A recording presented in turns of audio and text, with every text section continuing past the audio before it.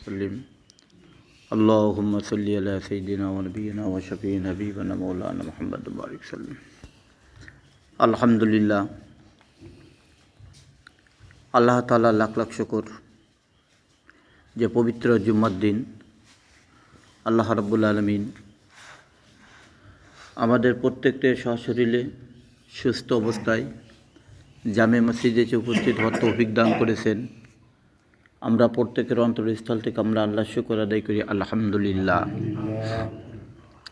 মসজিদ এমনই একটা জায়গা, মসজিদটা হচ্ছে এমনই একটা বিষয়বস্তু যার অর্থ হচ্ছে সিজদা করার জায়গা।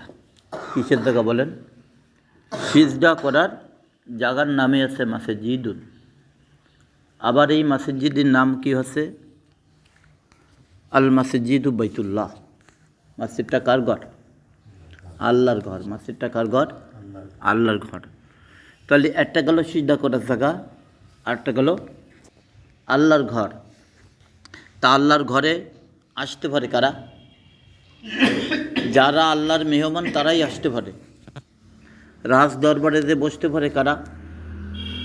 যারা রাজার সমকক্ষ তারা। মাতবার সমাজে বসতে পারে কারা? যারা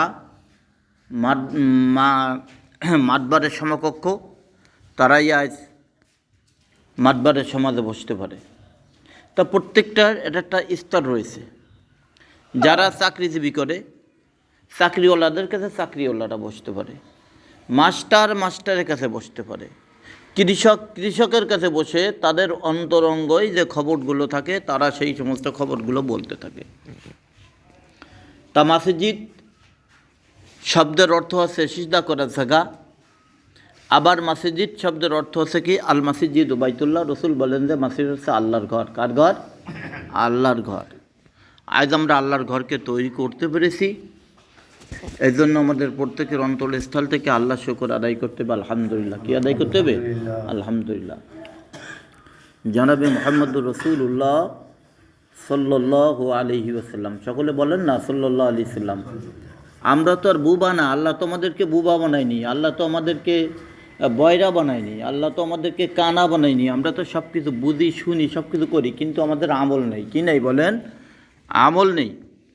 রসুল্লাহ সাল্লাল্লাহু আলাইহি সাল্লাম আবারও বলেন সাল্লাল্লাহু আলাইহি ওয়াসাল্লাম, নবীর নাম যতবার শুনব ততবার নবীর নামে আমাদের দুরূদ পড়তে হবে। কি পড়তে হবে?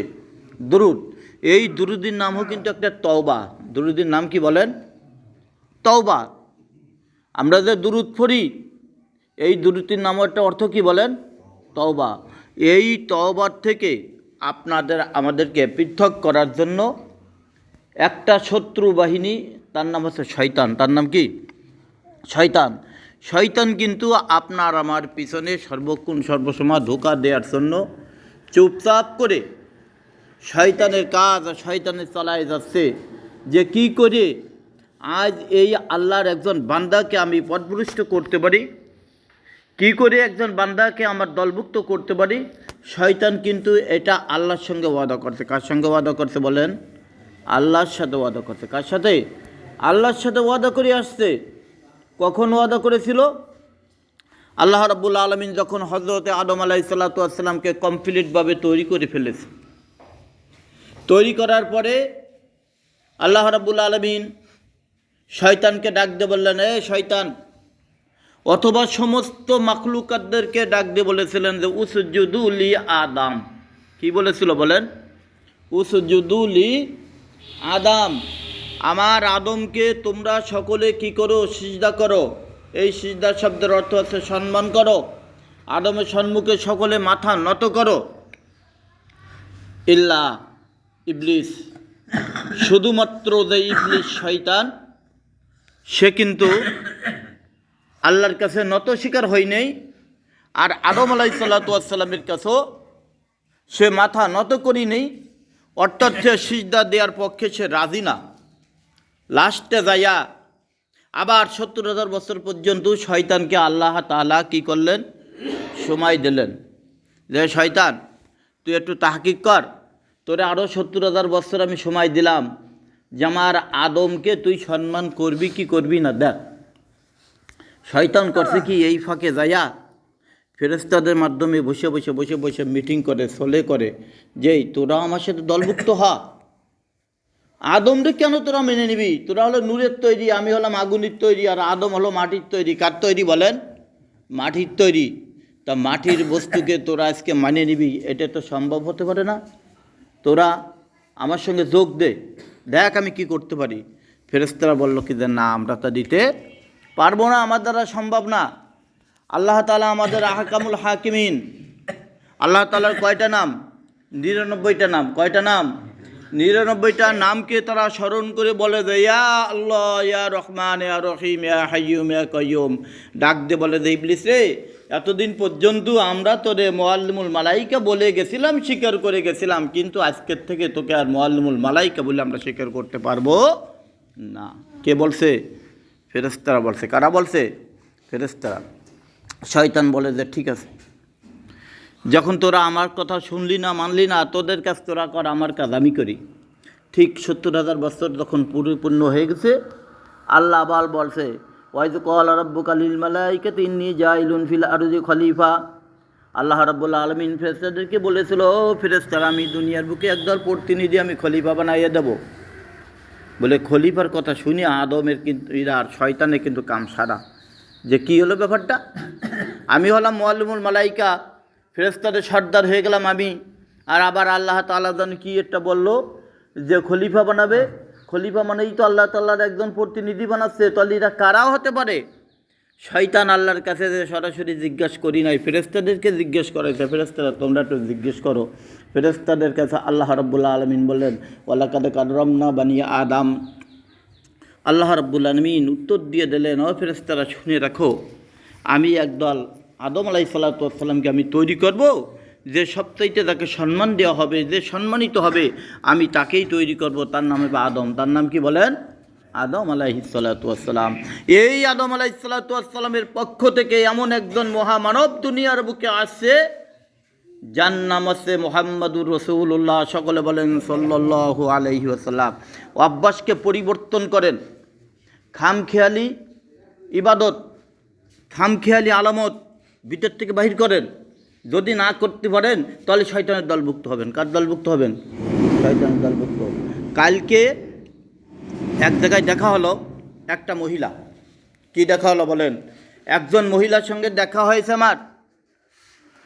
মহিলাটার গায়ে কোনো বোরকা টোরকা কোনো কিছু নেই, কিন্তু একটা জিনিস আছে দেখা যাচ্ছে, এক গাছ সাদা তসমি। তা দেখলাম যে এই মহিলাটারও হক দাওয়াত দিতে হবে, যা থাকে কপালে তাই হবে। এখন ওই মহিলাটা আমি ডাকলাম যে মা এদিকে তো আসেন তো। এই কইসডাঙ্গার ভিতরে, বেশি দূরে না। বললাম যে এদিকে তো আসেন। আইছে। হুজুর কি? আমি কইছি যে আপনি যে এই যে গাছ তসবিহ, এর নাম কি বলেন? উনি কয় তসবিহ। আমি কই যে তসবিহ হবে না, হবে তসবিহ অথবা তাসবিহ। আপনি যে গলায় দিয়ে আসেন, এটা তো আপনার জায়েজ না, এটা তো আল্লাহর নবী নিষেধ করছেন যে যেটা দিয়ে আল্লাহর নাম জপ করতে হবে ওটা আপনার গলায় উঠতে পারে না, ওটা আপনার কাছে হিফাজতে থাকবে। তা আপনি এটাতে কী করেন? কয় যে হুজুর একটু জিকির করতে করতে এটি কাটে আইছি। আমি তো আপনি জিকির করাও বোঝেন না, শয়তানের দলভুক্ত হয়ে গেলেন। আমরা কিন্তু অনেক মুসল্লি আছি, তওবা পড়ে একাধারে আল্লাহর নামে জিকির করে, মানে পা দেয় আবার জিকিরও করে, বাইসারে আবার জিকিরও করতে থাকে, কোনো কিছু ভয়টাই করে না। কয় যে ওসব হুজুর হুজুর আমরা চিনি, আলেম উলাম আছে। আলেমের ওয়াওয়ান তালিককেও চিনতে পারো নেই। আলেমের যে একটা আলিফ অক্ষর আছে, সরে আকার আছে, আকারও আমরা চিনতে পারি না আলেমের। যারা বড় কথা বলে ওরা হলো শয়তানের দলভুক্ত। যারা আলেমের বিরুদ্ধে কথা বলে এরা কার দলভুক্ত বলেন? শয়তানের দলভুক্ত। কে বলেছে? আল্লাহ নিজে বলেছে। কে বলেছে? আল্লাহ বলেছে, আল্লাহ নবী বলেছে। এটার ভিতরে কখনো একটু বিন্দুমাত্র ভুল নাই, সহিহ হাদিস। এবং আল্লাহ বলেছে যে তোমরা কখনো আলেমের বিরোধিতা করিও না। কোথায় বলছে? কোরআনের ভিতরে বলছে, কুল ইন কুনতুম তুহিব্বুনাল্লাহ ফাত্তাবিউনি ইউহিব্বুকুমুল্লাহ। আল্লাহ বলেন যে হে দুনিয়ার মানুষ সম্প্রদায়, তোমরা যদি আমি আল্লাহ আমাকে ভালোবাসতে চাও, তাহলে তোমরা কি করো? আমার নবীর অনুসরণ করো, আমার নবীকে তোমরা ভালোবাসো। আমরা নবীরে এমন ভালোবাসি, শয়তানের দলভুক্ত হইয়া নবীর নাম শুনলে আমরা দুরূদ পড়তে রাজি না। শুধু আমাদের মসজিদই এটা না, গোটা পৃথিবীর বুকে যতগুলো মানুষ আছে 98% লোক নবীর নামের সময় দুরূদ পড়ে না, আর তাদের জন্য তওবাও কপালে জোটে না। বিনি তওবাতে এদের ইন্তেকাল করতে হবে। দুরূদ কিন্তু এটা তওবা, দুরূদ একটা কী বলেন? তওবা। আমরা কলেমা পড়ি কয়টি বলেন? 4টি। কলেমা কয়টি পড়ি? 4টি। কলেমা 4টি ঠিক আছে, কলেমার শাখা আছে অনেকগুলো। আমরা একজন মানুষের খালি একটা মাথা হলে কি মানুষ হয়ে যায়? একটা মানুষের মাথা লাগে, কি সুন্দর একটা নাক আল্লাহ দিয়ে দেছে, কি সুন্দর দুটো চোখ দিয়ে দেছে, কি সুন্দর একখানা গাল তৈরি করে দেছে। গালের ভিতরে আল্লাহ তাআলা আবার বিরাট বড় একটা মাঠ তৈরি করে দেছে, যেই মাঠের ভিতরে 32টা লোকে খেলা করতেছে। আবার এই 32টা জিনিসে কি করেছে আল্লাহ তাআলা? আপনার আমার গালের ভিতরে পাথর দিয়ে প্রাচীর দিয়ে দিয়েছে, যে আজকে গালের ভিতরে যে জিব্বেটা তুমি রয়েছো, 32টা প্লেয়ার নিয়ে খেলা করতেছো, তুমি বাইরে যেতে পারবা না। কী দিয়ে দিয়েছে আল্লাহ? দাঁত তৈরি করে দিয়েছে। আমাদের সামান্য একটা মাঠ, কুট্টি একটা মাঠ না গালের ভিতরে, এই মাঠটা ঘেরাও করা কি দিয়া? পাথর দিয়া। কি দিয়া? পাথর। এমন একটা পাথর পৃথিবীকে 70 কোটি বার বিকৃত বাড়ির দ্বারে কতশো কোটি বার বিক্রি করলো, ওরম একটা পাথর তৈরি করা সম্ভব আমাদের জন্য নয়। এটা কার সম্ভব?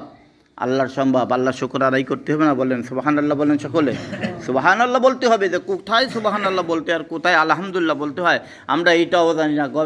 ঘরে আমরা তসবিহ নিয়ে লাফালাফি ফালাফালি করতে পারি। জিকির আজগারের ভিতরে আমরা বলে পটু আছে, জিকির তুমি শিখছো কই থেকে? জিকিরি করার আগে তোমার কি আলামত আছে? তখন ওই মহিলাকে আমি জিজ্ঞেস করলাম যে মা, জিকির করতে হয় কখন বলেন তো? উনি যে আবার ওই যে মারুফত করে, এ তো আর আমি জানি না। ওরে তো কতল করে দিতে হয় মহিলারা। আমি বললাম যে আপনার বিরুদ্ধে 15 তারিখে কিন্তু ষড়যন্ত্র চলতেছে, আপনাদেরকে কাফের ঘোষণা করে দেবে।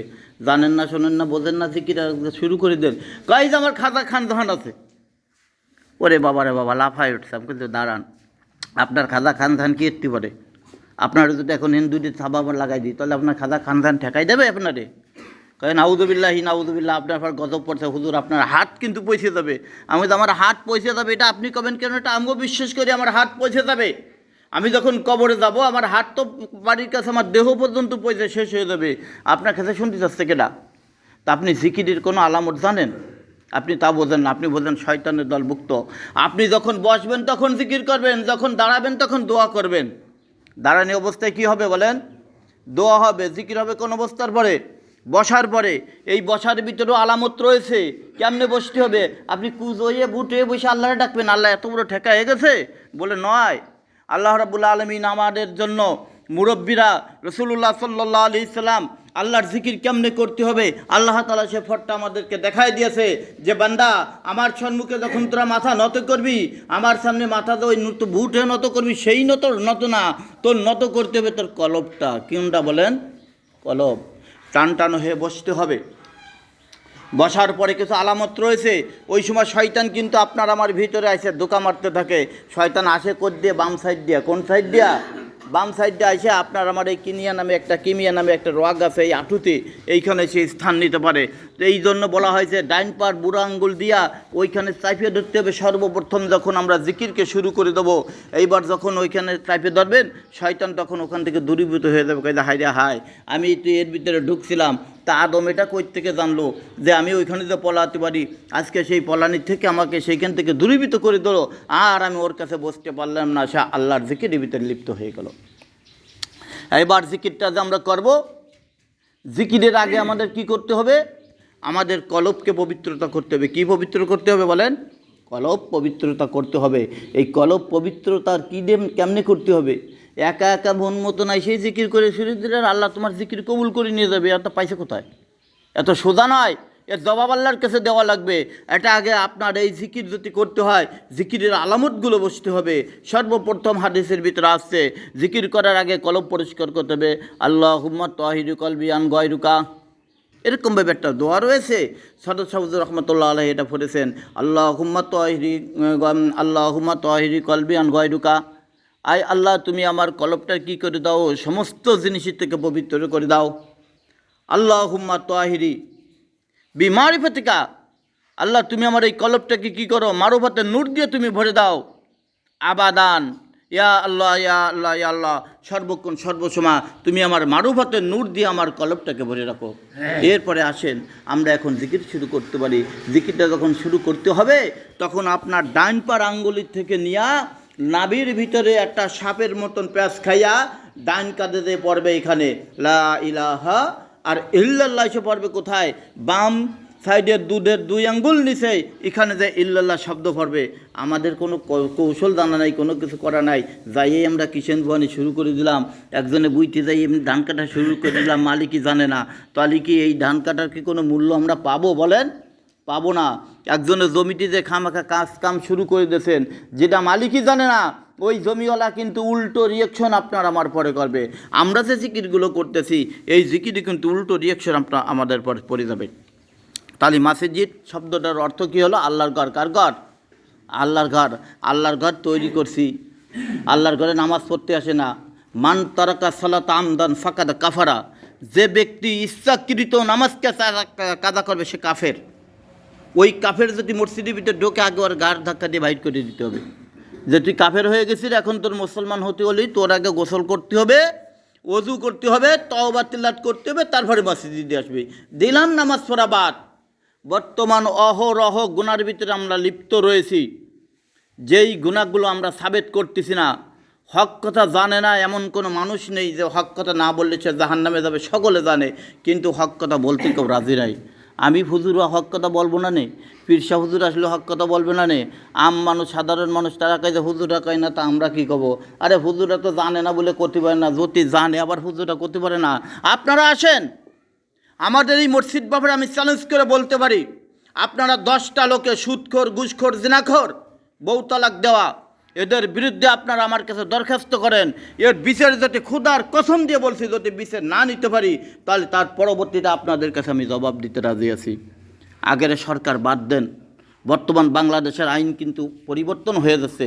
হয়তো ইনশাল্লাহ কোরআনের আইন চালু হয়ে যাবে। আমাদের ভিতরে সুদখোর, ঘুষখোর, জিনাখোর, মদখোর, বউ তালাক দেওয়া, পরের জমির আইল ঠেলা, আবার মসজিদে এসে আল্লাহ আল্লাহ করা, এ চলবে না। ফাঁসা লাল করে দেওয়া হবে পিঠে একেবারে, যদি ইসলাম রাষ্ট্র কোনো দিন শক্তিতে আসতে পারে।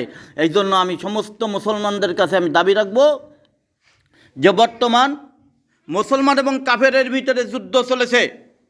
যারা মুসলমান হবে তারা উলামাদের কথা শুনতে হবে, উলামাদের কথা শুনবা না, মুসলমানের ভিতরে লিপ্ত থাকতে পারবা না। এটা হাদিসের কথা, রাসূলুল্লাহ সাল্লাল্লাহু আলাইহি সাল্লামের কথা, আল্লাহর কথা, যে যারা নবীর কথা মানে না তারা হলো কাফের। তারা কি বলেন? কাফের। এই জন্য সবার কাছে আমাদের দাবি থাকবে যে আসুন আমরা ঐক্যবদ্ধ হই। আগে আমাদের মুরব্বীরা যারা ছিল আমরা শুনেছি, চোখে দেখেছি, কিন্তু ছোট্টকালে চোখে দেখেছি আমাদের দেশে বড় বড় মাতবরের কয়েকজনে বউ তালাক দিয়েছিল আমাদের এই গ্রামে। তাদেরকে বড় মিয়া কয়ে ছোটো মিয়া কয়ে উপরে চেয়ারে বসতে দেয়, নাউজুবিল্লাহি মিন যালিক। আমি কই তো শয়তান রে বসায় কে জায়গায় দিয়ে। আমি ওয়াজের ভিতরে প্রকাশ্যভাবে বলছি।